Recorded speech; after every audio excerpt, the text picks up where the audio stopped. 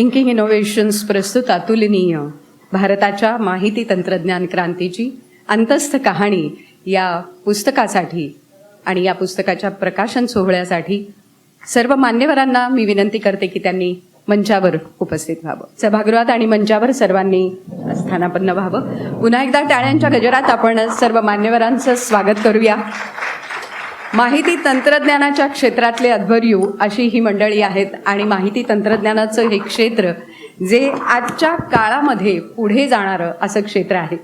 त्यामुळे inking innovations प्रस्तुत अतुलनीय भारताच्या माहिती तंत्रज्ञान क्रांतीची एक अंतस्थ कहाणी या पुस्तकाच्या प्रकाशनानिमित्त आपण सगळेजण इथे जमलो आहोत. खरं तर 21वं शतक हे तंत्रज्ञानावर आधारित असं शतक आहे आणि बऱ्याच अंशी ते खरंही आहे. भारतात हरित क्रांती झाली, वैज्ञानिक क्रांती झाली, तशीच माहिती तंत्रज्ञानाची सुद्धा एक क्रांती घडली.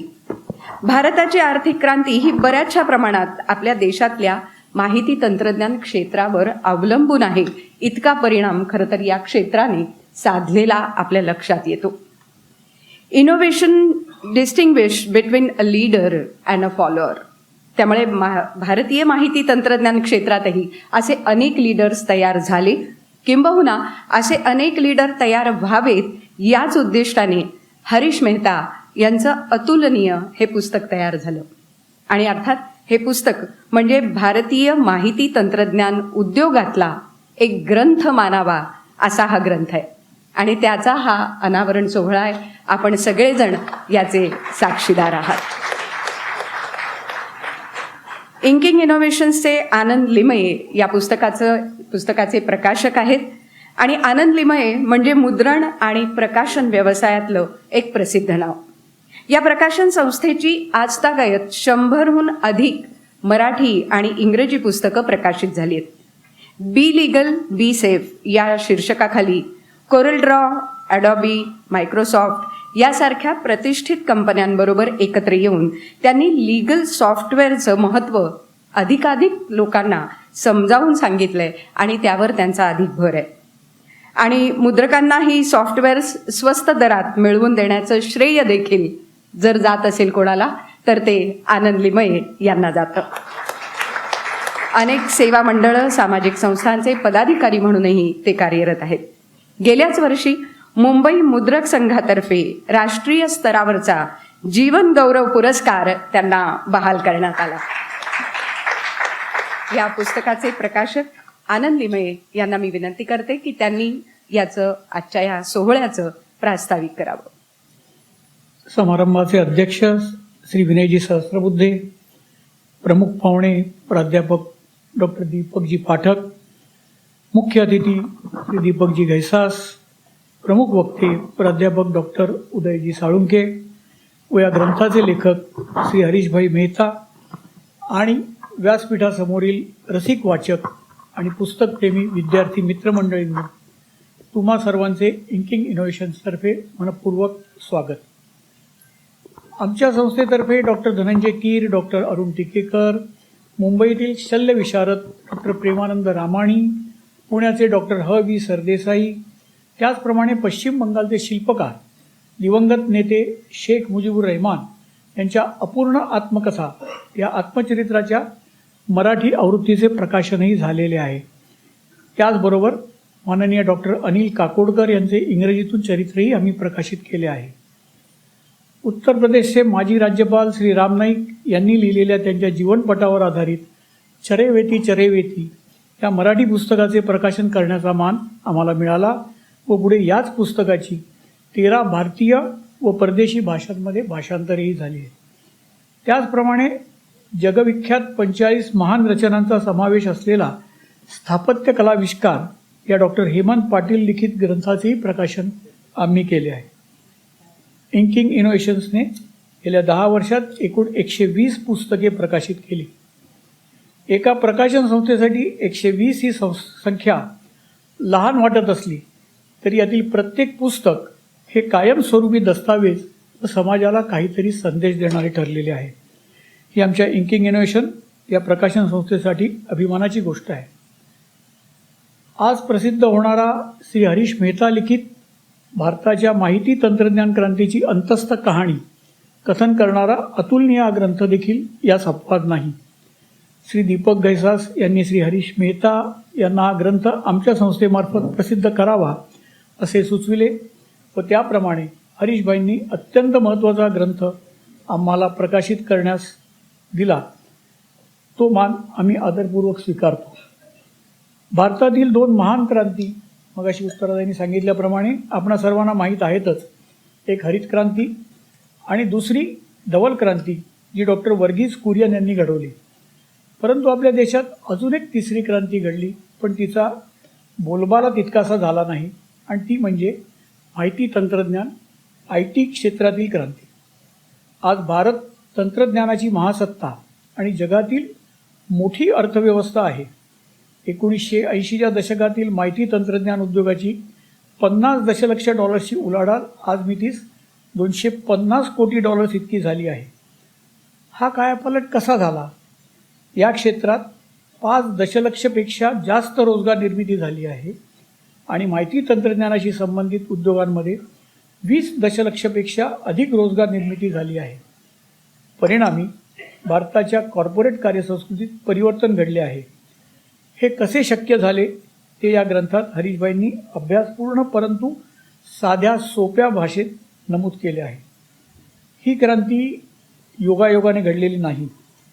ती हेतुपुरस्सर चालवलेली संघर्षपूर्ण चळवळ होती. त्याचे नेतृत्व एका असामान्य क्रांतिकारक व्यक्तींच्या गटाने केलेले आहे. त्या गटाने एक अशी व्यवस्था इकोसिस्टीम निर्माण केली जिने आपल्या देशाचे भविष्य पूर्णतः बदलले. हरीश मेहतांची अतुलनीय या कहाणीमध्ये भारतीय माहिती तंत्रज्ञान सेवा उद्योगाची पायाभरणी कशी झाली, त्या क्षेत्रातील संघर्ष, अडथळ्यांवर केलेली मात आणि प्रेरणादायी दृष्टिकोन याचे रसभरीत वर्णन तुम्हाला नॅस्कॉनचे सहसंस्थापक आणि पहिल्या निवडलेल्या अध्यक्षांच्या नजरेतून वाचावयास मिळेल. सत्यम घोटाळा म्हणा किंवा चूक म्हणा, परंतु अशा वेळेस माहिती तंत्रज्ञानातील नॅस्कॉममधील इतर उद्योजकांनी भारताचे तत्कालीन अर्थमंत्री मनमोहन सिंग यांच्याकडे एकत्रित येऊन धाव घेतली. त्या उद्योजकांनी मिळून त्या आस्थापनेला खाईतून बाहेर काढले. हे केले नसते तर सर्वसामान्य नागरिकांचा माहिती तंत्रज्ञान उद्योगावरील विश्वासच उडाला असता. हे जेव्हा आपण वाचतो तेव्हा आपल्या लक्षात येतं की सद्य परिस्थितीमध्ये मग हे एअरलाईन्सच्या बाबतीत जर असं घडलं तर अशी परिस्थिती का निर्माण होऊ शकत नाही. हा संघर्ष सर्वसामान्यांना एक वेगळाच दृष्टिकोन देऊन जातो. या ग्रंथात कधीही न ऐकलेल्या गोष्टी समोर येतात. भारतात इंटरनेट कसे आणण्यात आले, IT उद्योगाने तेलाच्या निर्यातीपेक्षा जास्त परकीय चलन कसे मिळवले, बहुचर्चित H-1B व्हिसाचा इतिहास, भारताला सोने की चिडिया 2 बनवण्यासाठी काय करावे लागेल आणि अशा बऱ्याच गोष्टी यात नमूद केल्या आहेत. आज तुम्हा सर्वांसाठी हा ग्रंथ सवलतीच्या दरात उपलब्ध केलेला आहे. त्याचा सर्वांनी जरूर लाभ घ्यावा. आजच्याच दिवशी आम्ही या पुस्तकाचं ईबुक प्रकाशने जगभरातल्या कुठल्याही देशातून वाचता यावं, विकत घेता यावं यासाठी प्रकाशित करणार आहोत. या ग्रंथातून प्रेरणा घेऊन इंडियन मर्चंट चेंबर ऑफ कॉमर्सने पुस्तकातील तत्वावर आधारित राष्ट्रीय पुरस्काराची स्थापना केलेली आहे. ती कहाणी अधिक व्यापक वाचक दर्जापर्यंत पोहोचवावी या हेतूने आम्ही त्याची मराठी आवृत्ती प्रकाशित करीत आहोत. जय हिंद, जय महाराष्ट्र.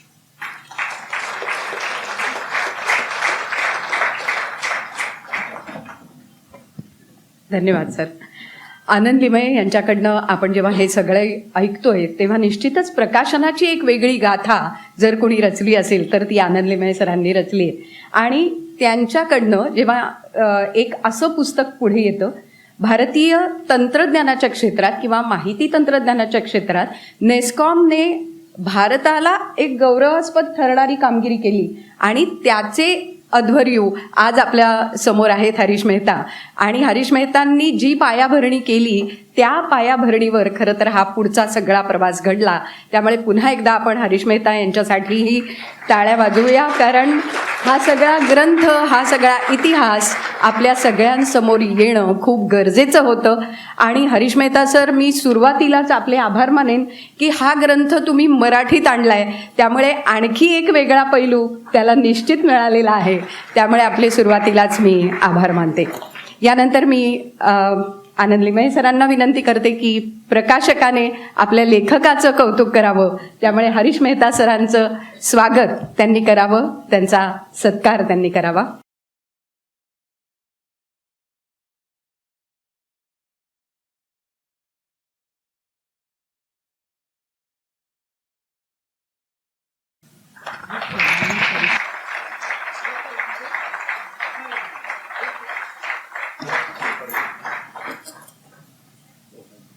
चाफ्याचा सुगंध असाच या क्षेत्रातही दरवळत राहो, असं निश्चित आपण या निमित्ताने म्हणूया. आणि हरीश मेहता सर, आपल्याला मी विनंती करते की आपण आज जे सगळे सन्माननीय पाहुणे आहेत त्यांचा सत्कार करावा. आजच्या प्रकाशन सोहळ्याचे प्रमुख पाहुणे भारतीय सांस्कृतिक संबंध परिषदेचे अध्यक्ष माननीय श्री विनय सहस्त्रबुद्धे सर यांचा सत्कार आपण करावा.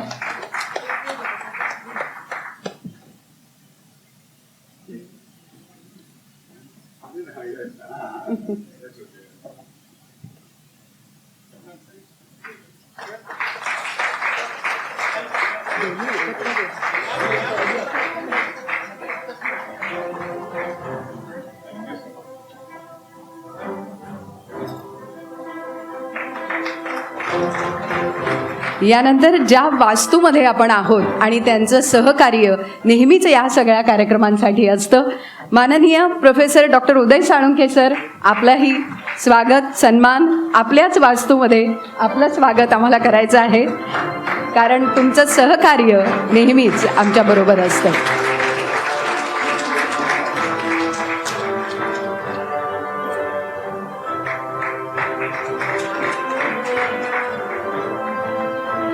यानंतर पद्मश्री पुरस्काराने सन्मानित प्रोफेसर डॉक्टर दीपक फाटक यांचाही सन्मान आपण करावा.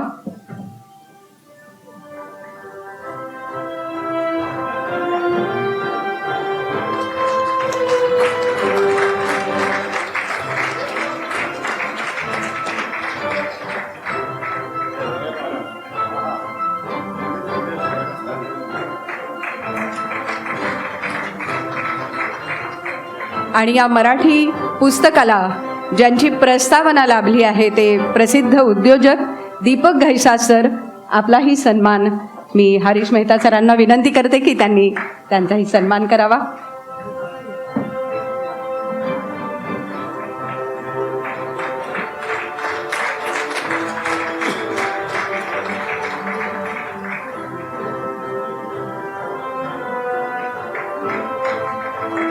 धन्यवाद सर.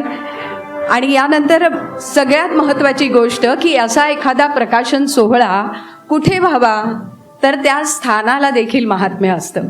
आणि हे स्थान महात्म्य ज्यांच्यामुळे शक्य झालं, डॉक्टर उदय साळुंखे सर अशा सगळ्या प्रकारच्या उपक्रमांना सातत्याने त्यांनी पाठिंबा तर दिला आहेच, पण सक्रिय सहकार्य ज्यांचं असतं ते उदय साळुंखे सर. त्यांना आपल्या सगळ्या पाहुण्यांचं स्वागत करायचं आहे. तर मी त्यांना विनंती करते की सर्वप्रथम आजच्या या पुस्तकाचे लेखक हरीश मेहता यांचं स्वागत आपण करावं.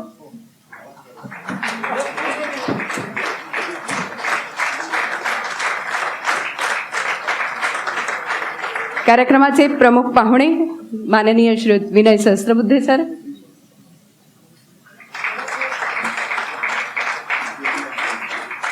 प्राध्यापक डॉक्टर दीपक फाटक सर,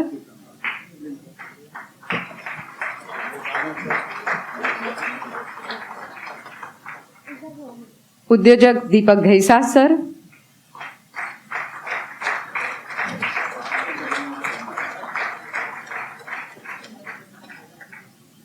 आणि पुस्तकाचे प्रकाशक आनंद लिमये सर.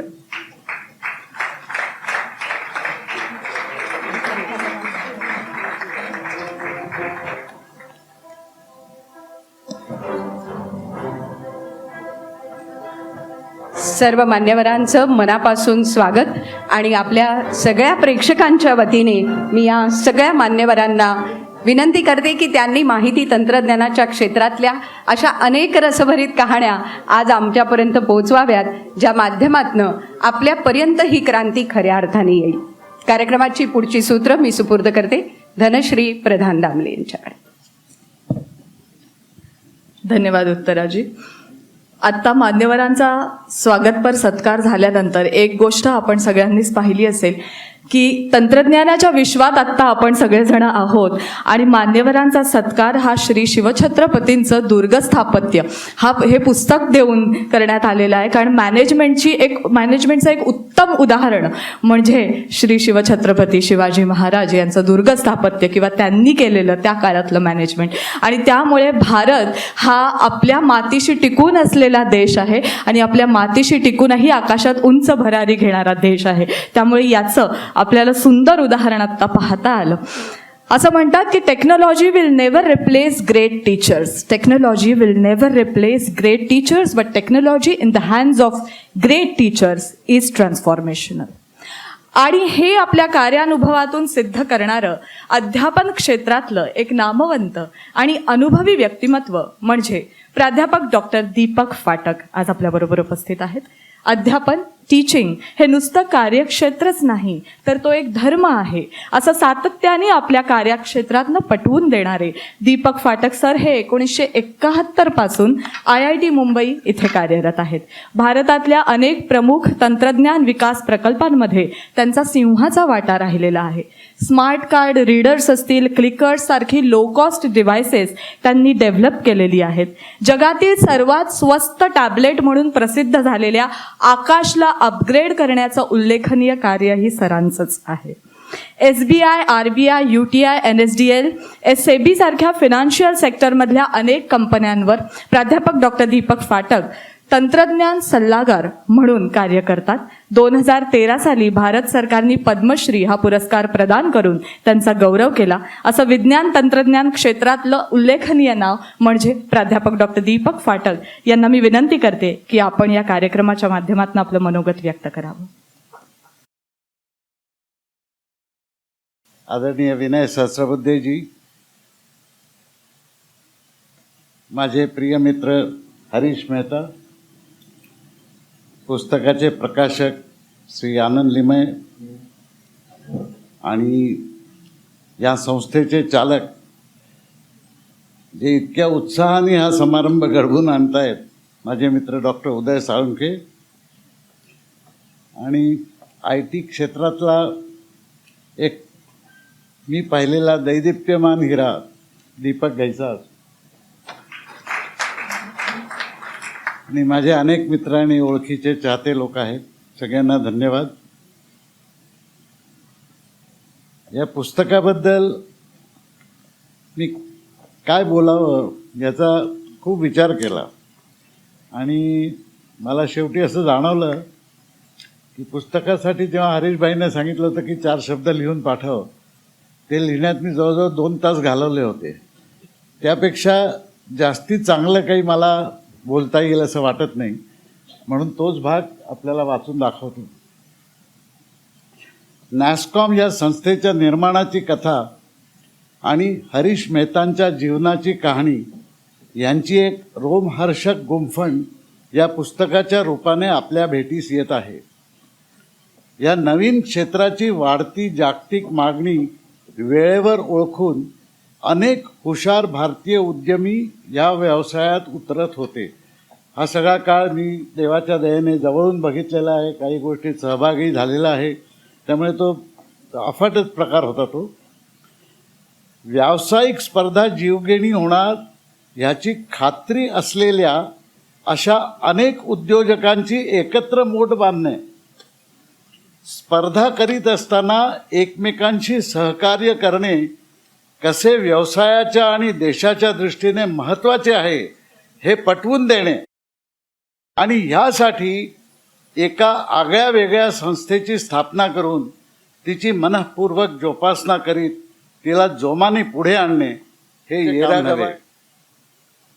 देशाच्या प्रगतीची प्रामाणिक तळमळ मनात असेल सचोटीने काम करण्याची ख्याती कमावलेली असेल, सुरुवातीला जमलेल्या 5 पांडवांना घेऊन पुढे 5चे 50 व 50चे 500 करण्याची जिद्द असेल, आपल्या तल्लख बुद्धिमत्तेचा चपखल वापर करून सरकारी धोरणे परिणामकारकरित्या बदलून घेण्याची हातोटी असेल, तरच असे महत्कार्य सिद्धीस येते. IT क्षेत्राला झपाट्याने पुढे आणणारी ही संस्था जेवढी अतुलनीय आहे, हरीश मेहतांचे व्यक्तिमत्वही तेवढेच अतुलनीय आहे. केवळ ह्या क्षेत्रात काम करणाऱ्या लक्षावधी लोकांनी हा अभूतपूर्व इतिहास वाचून भागणार नाही, तर भारतातील सर्व तरुण विद्यार्थ्यांनी हे पुस्तक वाचून प्रेरणा घ्यावी अशी माझी हार्दिक विनंती आहे. हे मी लिहिलं होतं नॅस्कॉमच्या इतिहासाबद्दल, हरीश मेहतांच्या जीवनातल्या इतिहासाबद्दल. त्या सर्वाहून पलीकडे काही गोष्टी, विशेषतः हरीश मेहतांच्या आणि त्यांच्या कुटुंबाच्या बद्दल, ज्या पुस्तकात लिहिलेल्या नाहीत, पण मी त्यांचा जवळचा मित्र असल्यामुळे मला माहिती आहे. तुमच्यापैकी बऱ्याच जणांना ठाऊक असेल की 98-99 साली मी जेव्हा स्कूल ऑफ IT स्थापन करत होतो, तेव्हा त्याला 2 जणांनी मोठा हातभार लावला आणि IIT सिस्टीममध्ये मोठ्या प्रमाणावर जुन्या विद्यार्थ्यांनी संस्थेला देण्याची पद्धत सुरू झाली. नंदन निलेकणी आणि कन्वल रेखी. त्यातल्या कन्वल रेखी हा आमचा विद्यार्थी असून सुद्धा त्याची माझ्याशी ओळख हरीशने करून. जेव्हा हरीश मला म्हणाला की अरे कन्वलला IIT साठी काही करायचं आहे, पण IIT तर्फे काहीच हालचाल होत नाही, तेव्हा मी कन्वलला भेटलो होतो आणि त्यानंतरचा इतिहास तुम्हाला सगळ्यांना ठाऊक. पण तेव्हापासून हरीश भाई हा आमच्या संस्थेशी आणि माझ्या परिवाराशी जो जोडला गेलेला आहे. हरीश मेहतांच्या कुठच्याही फंक्शनमध्ये शैला भाभींचं नाव घेतल्याशिवाय मला राहवत नाही. ते आता आपल्यात नाही. पण एक गोष्ट आपल्याला सांगावीशी वाटते, एक घटना, की जेव्हा आम्ही स्कूल ऑफ IT मध्ये एका मोठ्या ऑडिटोरियमचं नाव आमचे IT क्षेत्रातले भीष्म पितामह FC कोहली यांच्या नावावर द्यायचं ठरवलं. मी स्वतः नंदन निलेकणीशी आणि कन्वल रेखीशी बोललो. त्या दोघांनी अत्यंत उत्साहाने हो म्हटलं. त्यांनी यायचं कबूल केलं. रामदोराई स्वतः आला होता TCSची मोठी टीम घेऊन आणि हे पण आलं. पण त्या दिवशी दुर्दैवाने हरीश मेहता मुंबईत नव्हते आणि हरीश मेहताशिवाय हा समारंभ कसा काय पार पडला. पण तुम्हाला सांगतो की त्या मेहता कुटुंबाला IITचं माझं इतकं कौतुक आहे की स्वतः शैला भाभी आल्या होत्या त्या फंक्शन आणि खुद्द FC कोहलींनी त्यांचं कौतुक केलं की हरीश मेहता नसताना त्या आल्या म्हणून. तर असे हरीश मेहता यांच्या घरी, म्हणजे त्यांनी नंतर त्यांच्या व्यवसायात त्यांनी जिगर त्यांचा मुलगा, त्याला मी लहानपणापासून बघतो, माझ्या मते खरा तो एक चांगला बुद्धिबळपटू व्हायचा, पण यांनी त्याला धंद्यात घालून बिघडवलं.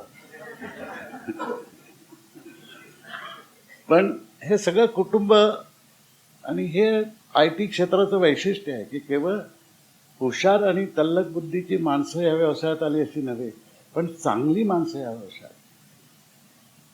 तुम्ही नुसते त्या माणसांकडे बघू नका, त्यांच्या कुटुंबाकडे बघा. सगळे लोक तुम्हाला एक जात चांगुलपणाचे प्रतीक दिसतील. हरीशभाईंना मी जसं सांगितलं त्यांच्या कुटुंबाने कोट्यवधी रुपये कमवले, पण त्यांच्या घरी मी आणि प्रतिभा कधी गेलो तर त्यांच्या चहाची गोडी या पैशांनी विकत घेतलेल्या साखरेमुळे नसायची, पण शैला भाभीच्या आणि कुटुंबाच्या प्रेमामुळे असायची. त्या प्रेमाची चव ज्यांनी चाखली आहे त्यांना हरीश मेहता ही काय अतुलनीय व्यक्तिमत्व आहे कळेल. धन्यवाद.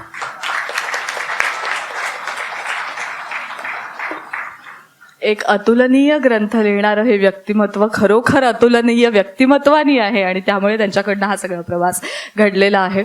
आज व्यासपीठावर आणि आपल्या सगळ्यांमध्येही माहिती तंत्रज्ञान, शिक्षण क्षेत्र किंवा संशोधन क्षेत्रातली अनेक मान्यवर मंडळी उपस्थित आहेत आणि ह्या सगळ्याचं फाउंडेशन किंवा आजची पिढी जी या क्षेत्रात येऊ पाहते त्यांच्यासाठी एक पाया, भरभक्कम पाया असणारी संस्था म्हणूनही आज आपण एलन वेलिंगकर इन्स्टिट्यूटकडे पाहतो आणि जगाच्या व्यासपीठावर, जागतिक व्यासपीठावर उच्च दर्जाची असणारी ही संस्था आणि तिचं नाव खरोखर शिखरापर्यंत नेण्यासाठी जे शिलेदार आहेत त्यातलं एक भरभक्कम असं व्यक्तिमत्व, असं शिलेदारांपैकी एक व्यक्तिमत्व म्हणजे आपल्याबरोबर उपस्थित असलेले प्राध्यापक डॉक्टर उदय साळुंखे, ज्यांना प्रतिष्ठित अशा आयझेनहॉवर या फेलोशिपनी प्राप्त असे प्राध्यापक डॉक्टर उदय साळुंखे यांना मी विनंती करते की आपलं मनोगत व्यक्त करावं. Chief guest for the morning and who's our mentor for more than 3 decades and जे आपल्या भारतीय सांस्कृतिक संबंध परिषदेचे अध्यक्ष आहेत आदरणीय डॉक्टर विनय सहस्त्रबुद्धेजी,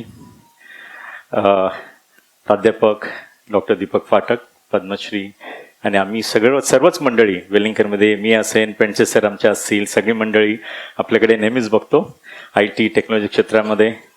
दीपक गैसास सर आमच्या बोर्डवर गेले 25 वर्षापेक्षा जास्ती आहेत. He is always a mentor, very strong kind of supporter for all of us.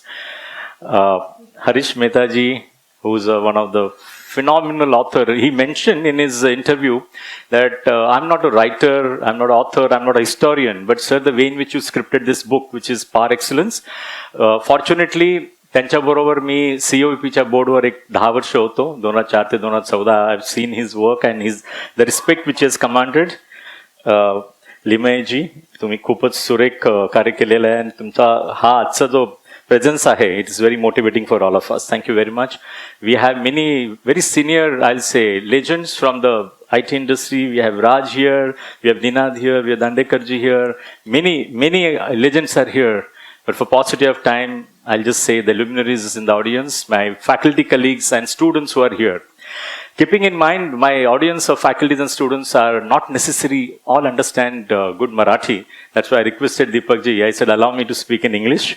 I'm sure, I think, otherwise, फाटक साहेबांनी ज्या प्रकारे अस्खलित मराठीमध्ये म्हटलं, आम्हाला शिकायलाच नेहमी आवडेल. I'm just going to go through maybe 10 minutes of window which is given to me. I'm just going to pick up certain learning curve, management lessons which I can learn as a teacher and which I can share with the audience here, comprising of teachers, students, and I'm sure a lot of senior people from the marketplace. One of the first and foremost which I really liked, which Harish has mentioned in author's note, was he was inspired by nature and seek lessons from the nature of nature. It is wonderful. आपण नेहमीच म्हणतो की आपण निसर्गाकडून शिकतो, आणि बऱ्याचदा मला आमच्या विद्यार्थी मित्रांना सांगायचं आहे, for students, friends and teachers as well, that the classroom is not 4 walls defined by the regulators. Classroom is far beyond 4 walls and very well defined or very well mentioned by Harishji in terms of in the midst of the nature when he wandered, move around, and ups and downs which he has witnessed in the life was something awesome. So a couple of pointers which I could pick up from there. So nature, at least I'm trying to draw interpretation for me, definitely nature per se. It may be forest, it may be sea, it may be anything, but it can be also market, it can be also public places, it can be multiple. That interpretation you can look into it from your point of view. So there is a great learning, and one of the first learning in that which I pick up is the interconnectedness. All these dots, when you look into it, you'll find there's a tremendous learning curve in terms of that collaboration. And this entire story of NASSCOM is that collaboration, is that we spirit which is being exhibited by Harishji and his team. Likewise, second point within this, that learning from nature of nature is again adaptability. How nature gets adapted to different situations. Maybe even the bad weather, bad situation in today's time of climate change, also one can see really still. Nature really goes ahead, still stand tall, and there's a lot of kind of, I'll say, deal for us to learn. And we always say that there's a like coexistence or no existence. There's a synergy which we can learn from the nature. There's a resilience which we can learn from the nature. And there are multiple stories which one can really see. One can really also learn in terms of balance, diversity, sustainability, cyclical reasons, innovation through observations. I'm sure many of you may be aware of the aerodynamic shape of the bullet train was not out of the blue, but it was picked up from nature. Velcro is a brilliant example from the nature. In fact, for flying object, Leonardo da Vinci, he actually designed first flying objects taking the clue from the nature. So at least my sense is, and for the young students, if you really study biomimicry, you will find there's a great deal of learning for us from the nature. And to some extent, I used to do Harishji, trekking, rock climbing, mountaineering. I used to love to be in the midst of the nature.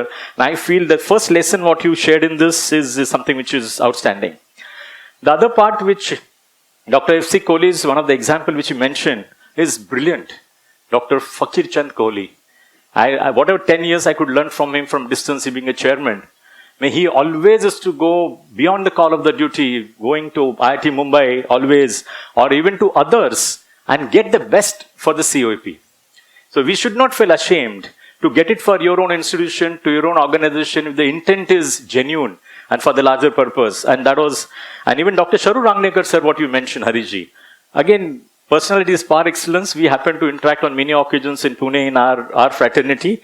And I'm going to move now to at least some of the lessons which I picked up. One of the first lesson, and this book I shared with my faculty colleagues, that we should have a 2-hour, 3-hour deliberation only on this book. I just now mentioned to Harishji, if your time permits, we'll be happy to invite you specifically for this particular purpose, and even for students also, we will make them to go through.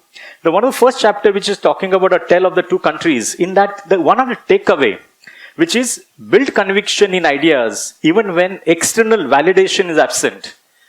A lot of time you may not have any benchmark outside, you may not have any evidences, but that has to come from within. And that kind of aspect, that kind of conviction, when he has initiated, I'm sure, in Harishji's office, when the NASSCOM took a birth, so that actually aspect which is very much convincing for me. The second one is the Pathshala. I'm sure he had been kind of attending Pathshala with the Jain philosophies that shape your mindset and leadership approach. But in that, one aspect out of the 4 principles which is mentioned, which really appealing to me, as a student in COAP, he's shown exemplary, I'll say, courage and even determination to raise almost 1 lakh as a fund for actually starting a free library. The school days, my college days, raising 1 lakh, and those days, it must be 70s, almost early 70s or so. So it was fascinating. It is a great example of social entrepreneurship. Taking it forward in that, key takeaway in this second chapter is power of ecosystem that will support tech companies and individuals through networking, mentoring, and collaboration. I'm a part of multiple similar associations, but I know many of those associations are in shambles. I was sharing with Harishji just now. We have a board meeting of Association of Indian Management Schools. India has 5,000 business schools. And this association is second largest network of the business schools in the world. In fact, I wish to give them the copies of your book, and I wish to probably tell them that learn from NASSCOM, learn from Harishji and all other leaders, and I'm sure AIMS has again major role to play. If the business schools don't play a role effectively, then who's going to play? So that kind of chapter is outstanding. And the third chapter is talking about, in terms of the takeaway for me, is very clearly aspiring change makers, and this is for the even faculties and the students also. Aspiring change makers must be ready to deal with subtle resistance and internal politics while pushing new ideas. You will always face resistance. You will always have politics happening within the organization. You will not get everything on the platter. So I think we should not be surprised. And I'm actually very much convinced about it. The next one is fold the future. And in that, one of the quote which is being mentioned by Harishji is C.K. Prahlad said, "You must fold the future in." It's not really cut, paste, copy, but go for, and not only to kind of, extrapolate something which is just happening and which is very incremental, but bring in innovation, bring in a different mindset, bring in not only best practices, but bring in next practices. That's the way even CK has mentioned about it. And in that, one of the very strong point mentioned by Harishji in terms of key takeaways, building institutions with democratic values, inclusive dialogue, and strong governance lays the foundation for long-term success and sustainability. Likewise, the next one is thriving in chaos. Now this again, the key takeaway is personally applicable to many of us, personally even for me, but the key takeaway is personal adversity can be powerful trigger for transformation, driving leaders to make meaningful lifestyle and strategic changes. I'm sure, Harishji, you did certain changes, which I read in the book. It was very touching. And I'm sure many of our youngsters, it may be digital addiction, it may be many other kind of vices, and probably which may impact on your long-term, I'll say, stint. So I think this is in a nutshell, this, I'm sure when you read the book, you will get to know. The next one, in fact, in this, the key takeaway in the next chapter, in the pillar of NASSCOM, when Sir is talking about, great institutions are built when competitors unite for a common purpose beyond individual gain. Co-optation is the name of the game which we already discussed about, and I'm sure that is doable. Market is huge.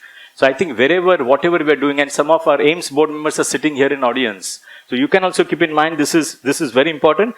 And next point in this key takeaways, which I'm sure some of students are familiar, teachers are familiar, collaboration without personal agendas and a growth mindset are cornerstones of organizational longevity. So growth mindset, not fixed mindset. I'm sure this is the name of the game.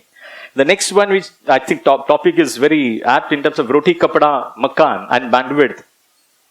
And in the key takeaway, at least one of which I picked up, is transformative change. It's a transformative change.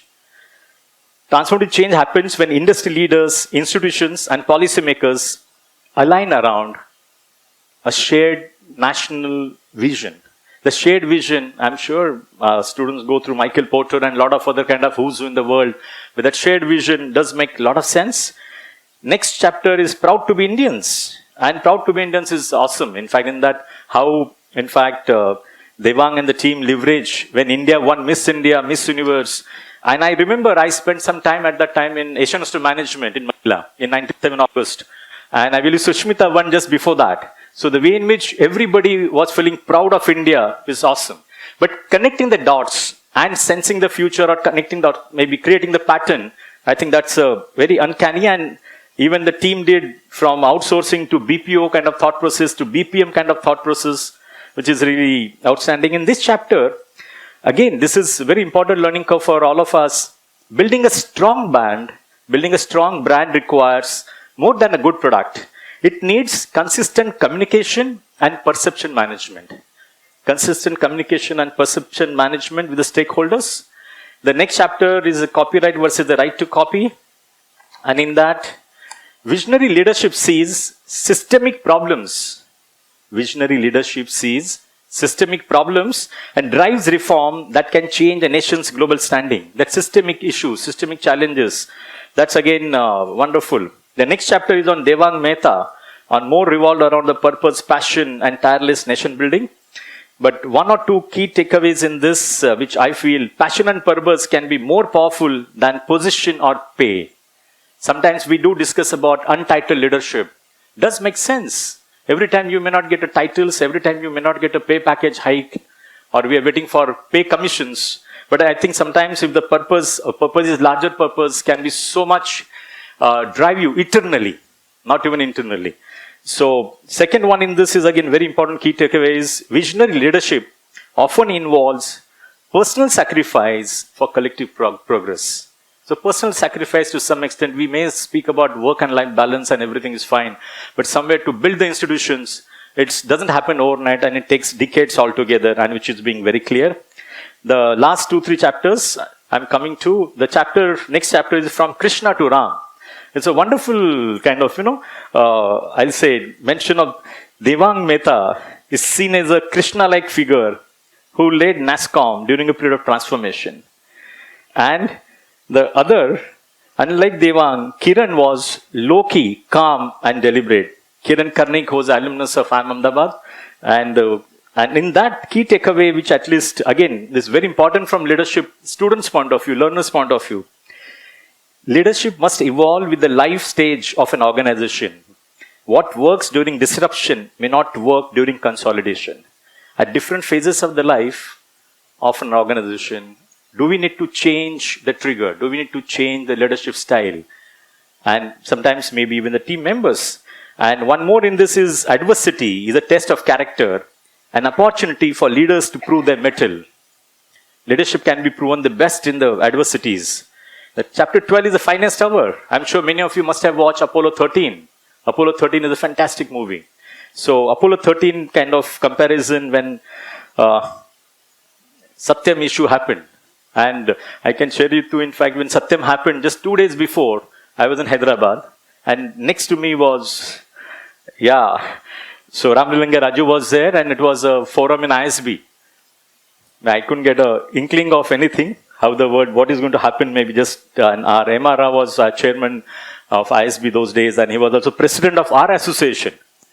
So it was a very different, challenging moment.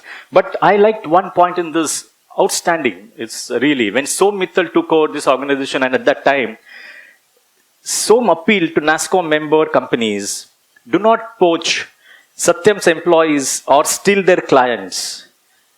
In an extraordinary show of solidarity, the industry listened, and despite the fall of its founder, Satyam was not left to collapse.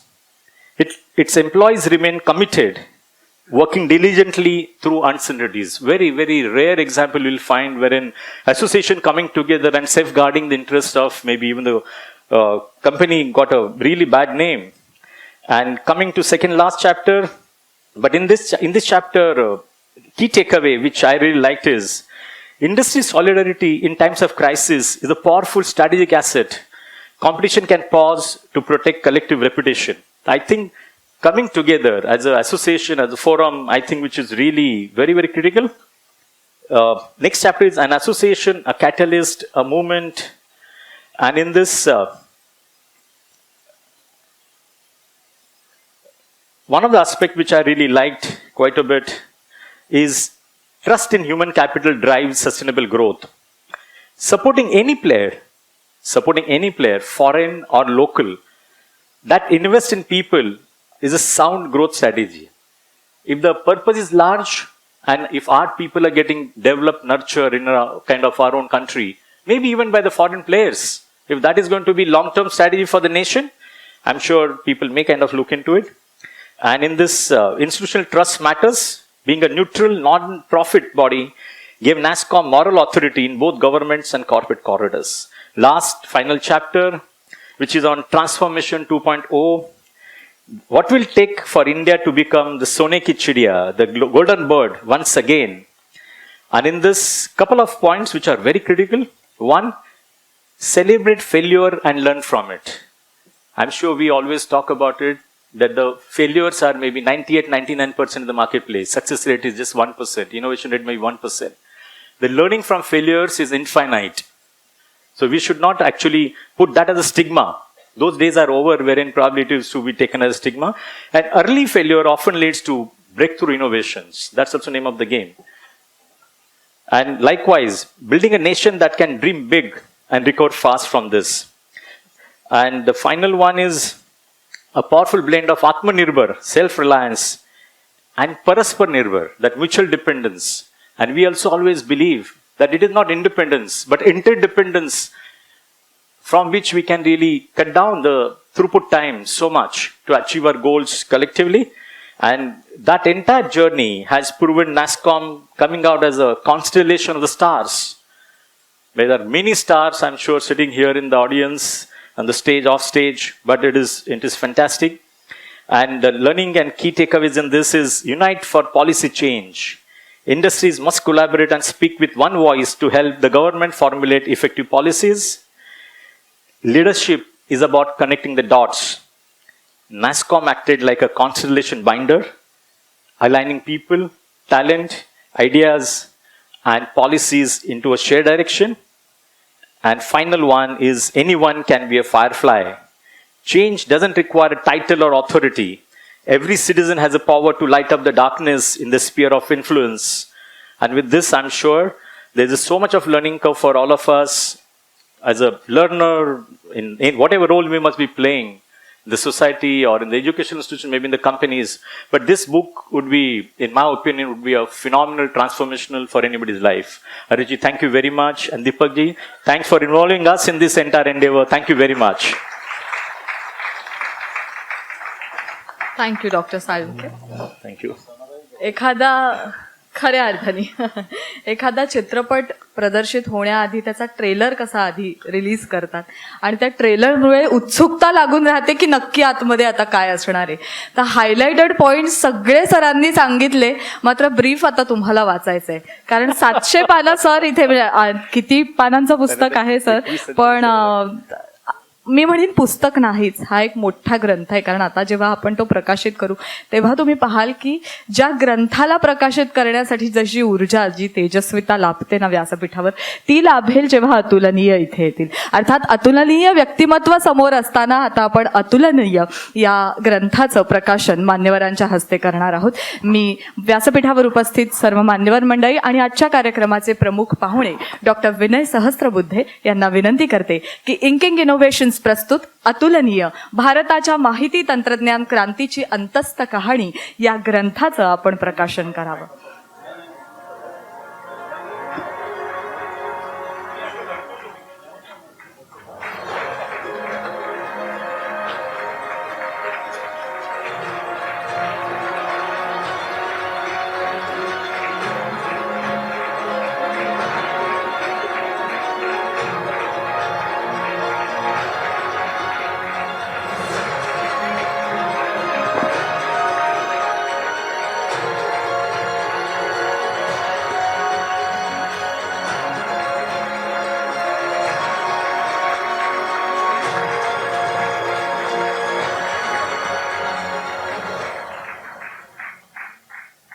ICCRचे माजी अध्यक्ष आणि प्रसिद्ध लेखकही त्यांच्यात दडलाय असे doctor Vinay Sahasrabuddhe आणि व्यासपीठावर उपस्थित सर्व मान्यवर मंडळींच्या हस्ते आपण अतुलनीय ग्रंथाचं प्रकाशन झालेलं आहे असं मी जाहीर करते.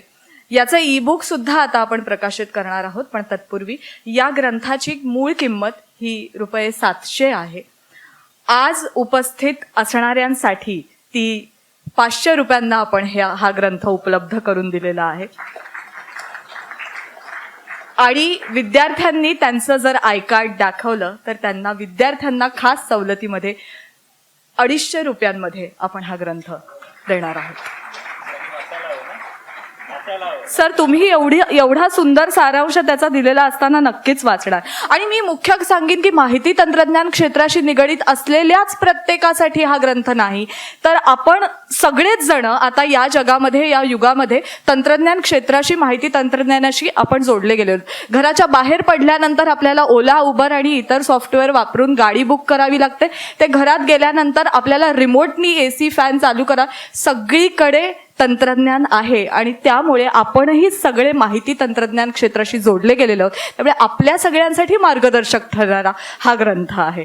तेव्हा नक्की आपण त्याचा लाभ घ्यावा अशी सगळ्यांना विनंती करते. आणि आता आपण ई-बुक प्रकाशनासाठी मी मान्यवरांना पुन्हा एकदा डॉक्टर विनय सहस्त्रबुद्धे यांना विनंती करते की आपण अतुलनीय या ग्रंथाचं ई-बुक प्रकाशन सुद्धा करावं.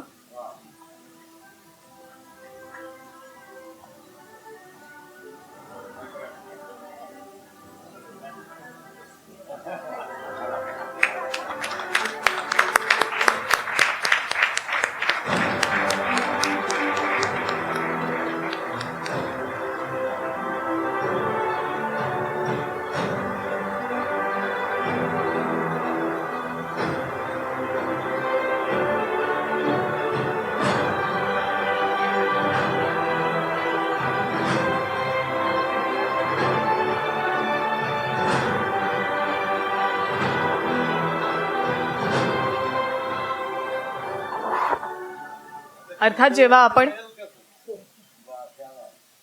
जेव्हा आपण कहाणी म्हणतो तेव्हा त्या कहाणीमध्ये अनेक चढउतार असतात. त्यामुळे तंत्रज्ञान क्षेत्राशी जोडल्या गेलेली प्रत्येक व्यक्ती हेच म्हणेल की हा प्रवास सोपा नसतो, हा अवघडच असतो आणि अनेक गोष्टींना पार करून तिथपर्यंत पोचावं लागतं. त्यामुळे ही कहाणी वाचताना सुद्धा एक वेगळा अनुभव आपण सगळेजण घेणार आहातच. अर्थात इंग्रजी, हिंदी, गुजराती यानंतर मराठीमध्ये भाषांतरित झालेला हा ग्रंथ आज आपण प्रकाशित झालेला आहे. आणि याचं मराठी भाषांतर ज्यांनी केलं त्या प्रसिद्ध लेखिका माधवी गरा कामत यांना मी व्यासपीठावर आमंत्रित करते आणि माननीय श्री हरीशजी मेहता यांना विनंती करते की आपण आदरणीय माधवी गरा कामत यांचा सत्कार करावा. या ग्रंथाच्या मराठी भाषांतरकार प्रसिद्ध लेखिका माधवी गरा Kamat.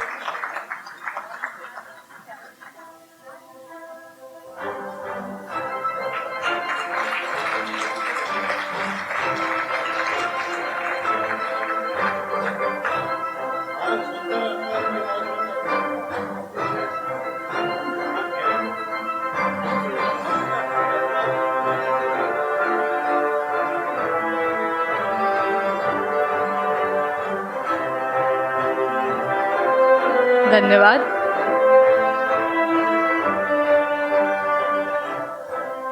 As we all know, India has the immense potential in information technology. Transition, transformation, revolution is happening in every sector, which is taking Bharat one step ahead on a global platform. Young generation is contributing in Atmanirbhar Bharat, Paraspar Nirbhar Bharat mission. And so we are delighted to felicitate some outstanding entrepreneurs on the basis of their extraordinary visionary thinking, unshakable drive towards their business, and fearless leap into the world of innovation and enterprise. So to start with, the first awardee of this morning is Aditya Kulkarni. May I invite Aditya Kulkarni on the stage, please? Aditya Kulkarni and Avinash Joshi are the founders of Aditya is one of the founders of CareNX Innovations, a maternal health tech startup from IIT Bombay, improving pregnancy care in low-resource setting using AI. I request Dr. Vinay Sahasrabuddhe to please felicitate Mr. Aditya Kulkarni. CareNX has helped reduce NICU admissions by over 30% and screened more than 5 lakhs pregnancies across India, Africa and Southeast Asia. CareNX has been awarded by the Queen Elizabeth, Honorable PM Shri Narendra Modi ji and Honorable Chief Minister Shri Devendra Fadnavis ji. The work also received global recognition from MIT, Stanford, UNICEF, Google and Microsoft. Congratulations, Aditya and team. Now may I invite Ms. Alisha Shirodkar on the stage, please. Alisha is a seasoned entrepreneur and strategist with a diverse background in marketing and business leadership. In 2015, Alisha co-founded the Belgian waffle company, leading branding and marketing at CMO. She is most recently the co-founder and CEO of Hotcha, retailing gourmet hot sauces and chili oils. She is a passionate foodie with an interest in music, travel and entrepreneurship.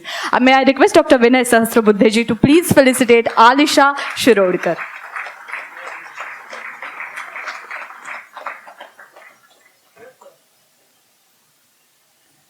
So today we are felicitating 3 entrepreneurs.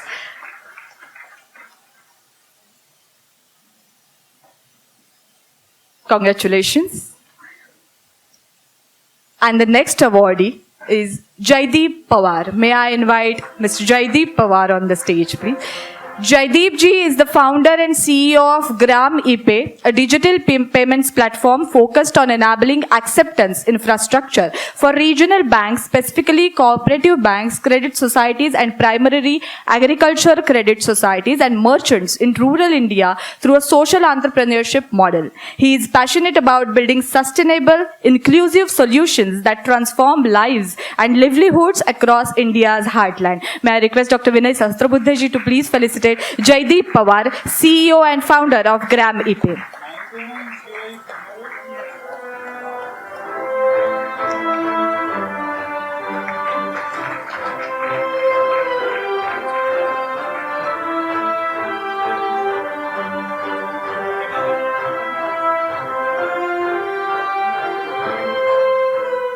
Congratulations. आजच्या कार्यक्रमाला उपस्थित असलेले आजच्या या प्रकाशन सोहळ्याचे प्रमुख पाहुणे म्हणजे आपण सगळेच त्यांना ओळखता असे आदरणीय डॉक्टर विनय सहस्त्रबुद्धेजी.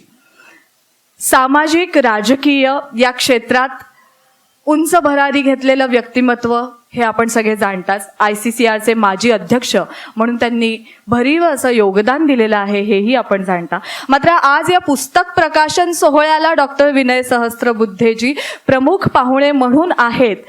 याच्या मागचं अजून एक योगदान पुस्तक लेखनातलं म्हणजे त्यांच्या नावे सुद्धा अनेक पुस्तकं आहेत. त्यांच्यातला एक उत्तम लेखक आज आपण पाहू शकतोय. त्यांच्या बियॉन्ड द बिलियन बॅलेट्स या पुस्तकाचं प्रकाशन आदरणीय पंतप्रधानजी श्री नरेंद्र मोदीजी यांच्या हस्ते झालेलं आहे.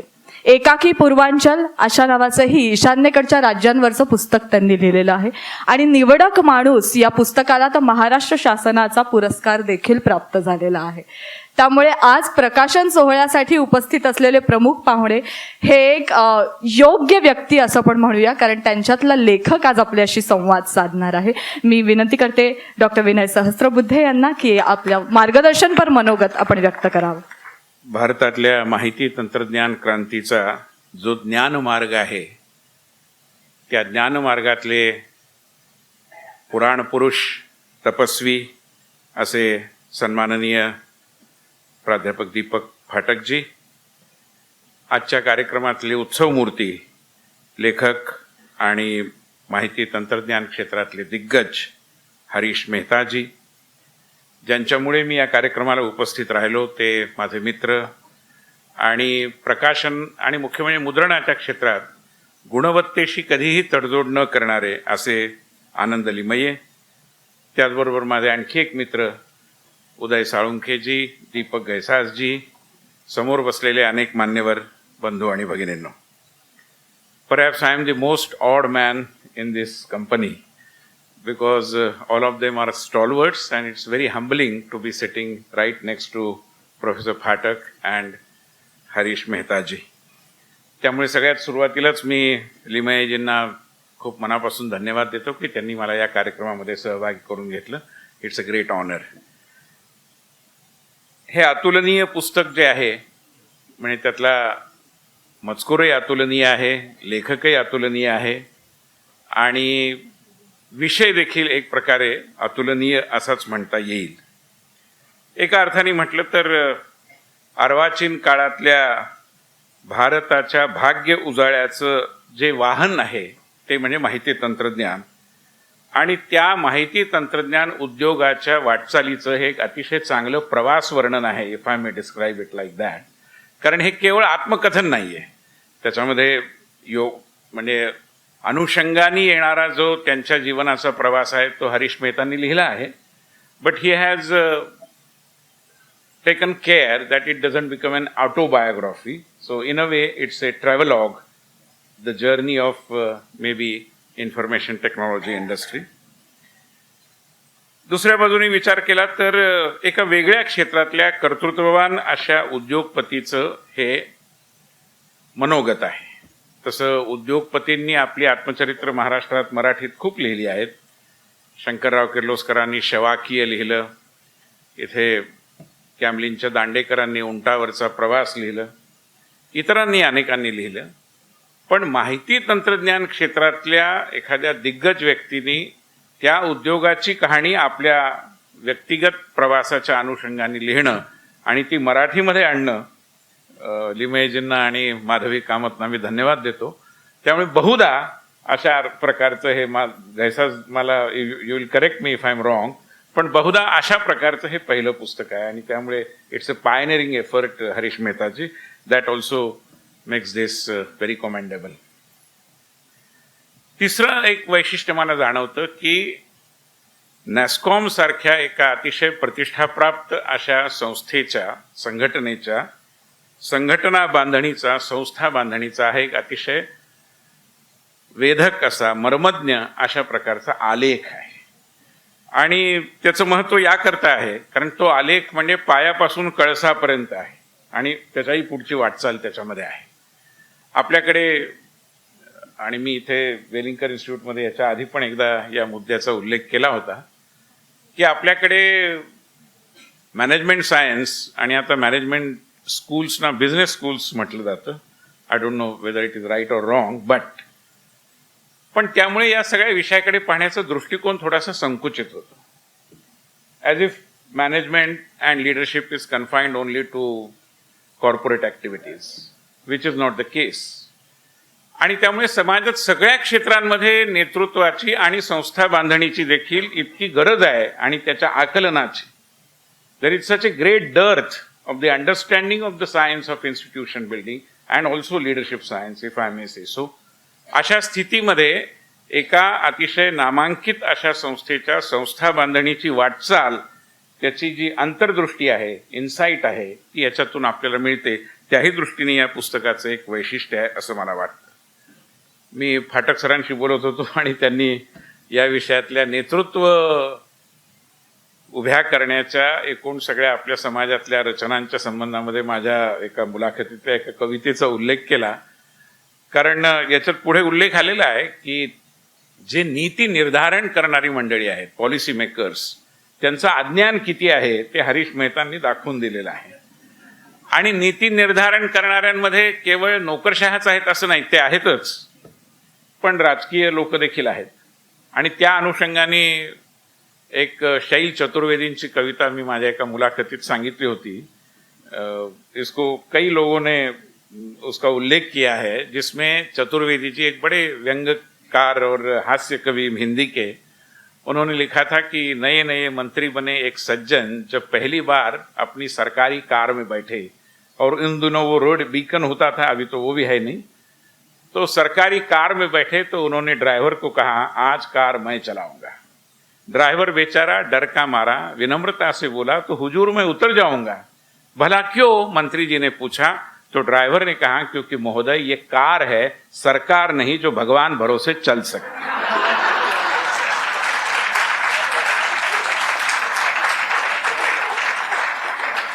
त्यामुळे सरकार चालवायला भगवान भरोसा पुरेसा आहे, कार चालवायला लायसन्स पाहिजे. आणि मला तर पुढे चालून असं म्हणायचं आहे, आणि मॅनेजमेंट स्कूलच्या सगळ्या लोकांनी जरूर याचा विचार करावा की इव्हन IAS सारख्या क्षेत्रामध्ये देखील जे एक जनरलायझेशन आहे, म्हणजे मी आता केंद्रात राज्यात पाहतो की आज जो म्हणजे स्टील अँड माइन्सचा सेक्रेटरी आहे तो उद्या कल्चरचा सेक्रेटरी बनतो. हे मला काही कळू शकत नाही. म्हणजे मंत्र्यांच्या बाबतीत असं होऊ शकतं, कारण मंत्र्यांना कारभार तशा पद्धतीने करायचा नसतो. जे कारभारी आहेत ते आहेत IAS अधिकारी, पण त्याच्यामध्ये स्पेशलायझेशन नसल्यामुळे हा जो प्रकार होतो त्याला खरं म्हणजे कुठेतरी रोखण्याची गरज आहे. मी आपल्या विचारार्थ हा एक मुद्दा ठेवतो की सगळ्या IASच्या एकदा IAS झालात की विश्वाचं सगळं ब्रह्मज्ञान आपल्याकडे आलं, असा जो एक दावा आहे किंवा अशी जी एक प्रवृत्ती आहे, खरं म्हणजे त्याला आळा घातला पाहिजे. तो न घातल्यामुळे पॉलिसी मेकर्स अशा प्रकारच्या अतिशय प्राथमिक माहितीपासून देखील वंचित आहेत. आपने कई उदाहरण दिए. आपने एक लिखा है कि ये बैंडविड्थ किस चीज़ का नाम होता है, ये किसी मंत्री जी ने आपको पूछा, which is very understandable because many a times bureaucrats, unfortunately politicians as well, don't know that they don't know. आणि त्यामुळे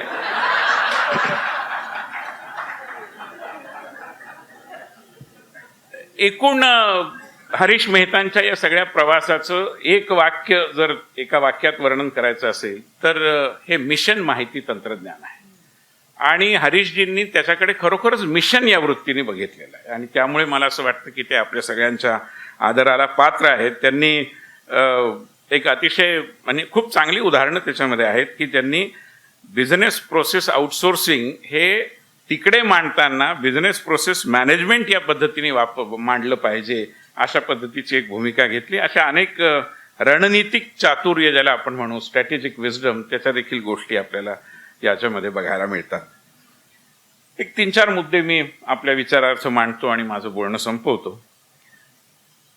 तुमच्या यांच्या लिखाणामध्ये भारताची प्रतिमा आणि ती सुधारण्याकरता काय केलं पाहिजे असा एक फार महत्त्वाचा विषय आपण त्याच्यामध्ये घेतला आहे.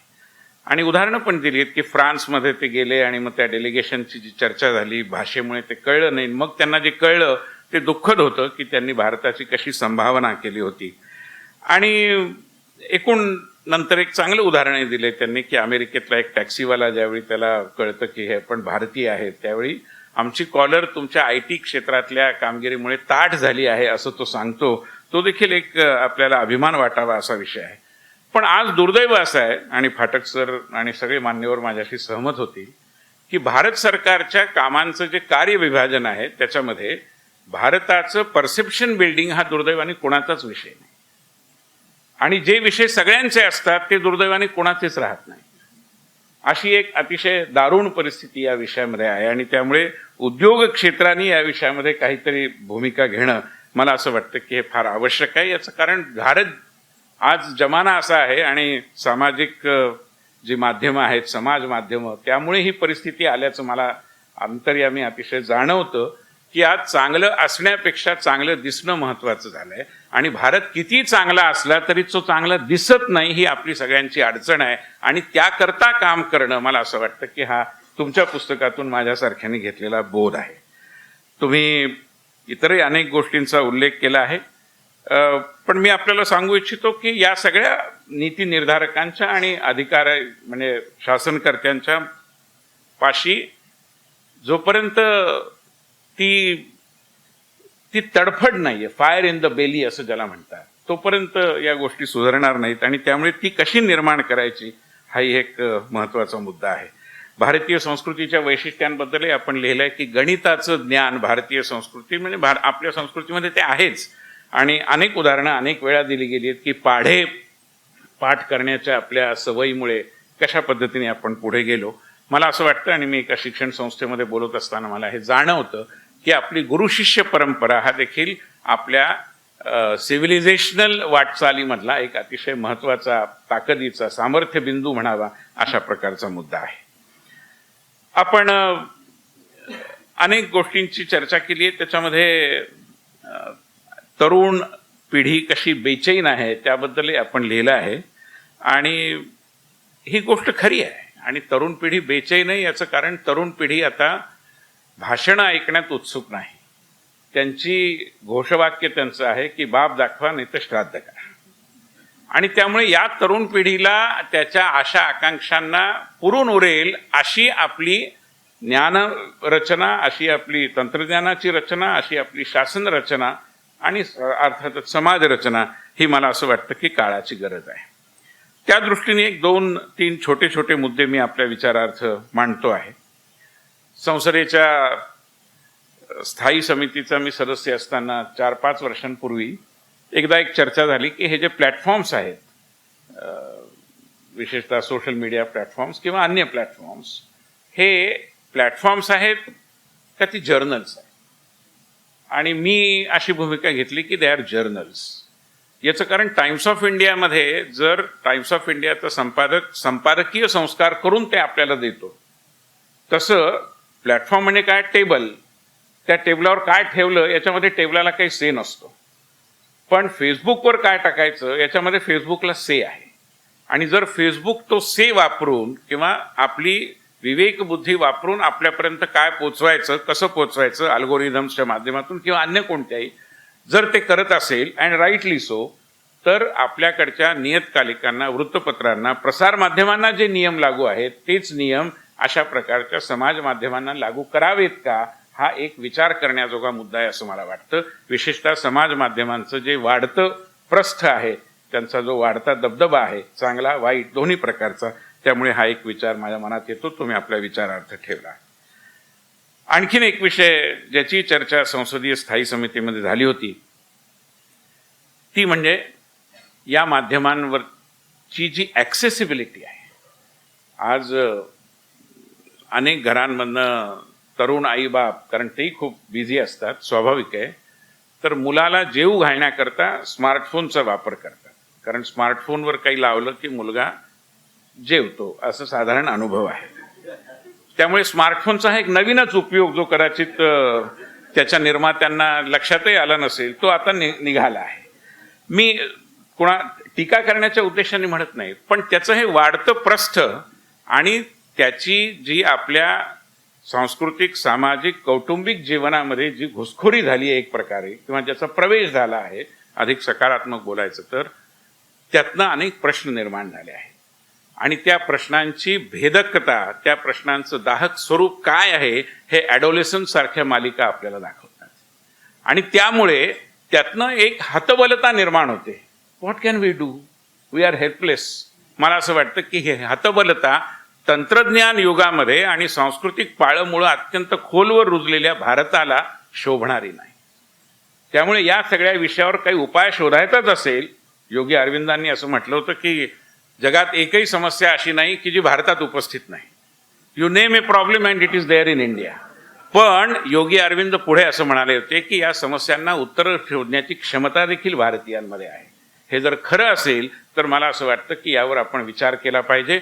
I am not a control freak, but still I believe, and there was a discussion in the Parliamentary Standing Committee as well, whether we can make the use of smartphones up to the age of 16 as a licensed gadget. याचा आपण विचार करावा अशी आपल्या सगळ्या मान्यवरांना माझी विनंती आहे. लास्टली सर, स्टार्टअप कल्चरबद्दल खूप बोललं जातं आणि इन्क्युबेशनबद्दलही बोललं जातं. इनफॅक्ट मी विचार करत होतो की इन्क्युबेशनला आम्ही आमच्या रामभाऊ म्हाळगी प्रबोधिनीत एक अटल इन्क्युबेशन सेंटर चालतं आणि आम्ही त्याचं उद्घाटन झालं त्यावेळी त्या इन्क्युबेशनला काहीतरी मराठी शब्द पाहिजे याचा शोध घेऊन आम्ही त्याला प्रतिभा पोषण केंद्र असं नाव दिलं आहे. तर मला असं वाटतं की हे जे इन्क्युबेशन सेंटर चालतात त्याच्या माध्यमातून जी स्टार्टअप विकसित होतात, कोणीतरी या इन्क्युबेशन सेंटरचे ऑडिट करण्याची गरज आहे. What exactly are they incubating? आणि याचं कारण तंत्रज्ञानाचं देखील एक समाज विज्ञान आहे. There is a sociology of every technology as well. If that is so, तर काही 100 52 स्टार्टअप्स पुढे जातात आणि 48 जात नाही असं जर खरंच होत असेल तर तेच 52 पुढे का जातात आणि हे 48 मागे का राहतात? याच्या कारणांवर जोपर्यंत आपण विश्लेषणात्मक प्रकाश टाकत नाही तोपर्यंत या विषयाची जी धोरणं आहेत ते अधिक चांगल्या पद्धतीने बनणार नाहीत. आणि मुद्रा किंवा अन्य कुठल्याही योजनातून आपण खूप पैसा खर्च करू, तो केलाच पाहिजे, पण तो जर कारणी लागायचा असेल तर कोणते स्टार्टअप्स यशस्वी होतात आणि कोणते होत नाहीत याबद्दलचं काही ना काही आकलन आपल्याला असलं पाहिजे. लास्टली सर, अनेक वेळा समाजाच्या विविध समाज जीवनाच्या क्षेत्राची जाणकारी हे साहित्यातून मिळत असते. सर, आपल्याला माहिती असेल की महाराष्ट्रामध्ये दलित साहित्याची खूप चांगली परंपरा आहे आणि दलित समाजाच्या वेदना माझ्यासारखे कार्यकर्ते त्यावेळी समजू शकले ज्यावेळी आम्ही दया पवारांचं बलूतं वाचलं किंवा नामदेव ढसाळ्यांच्या कविता वाचल्या.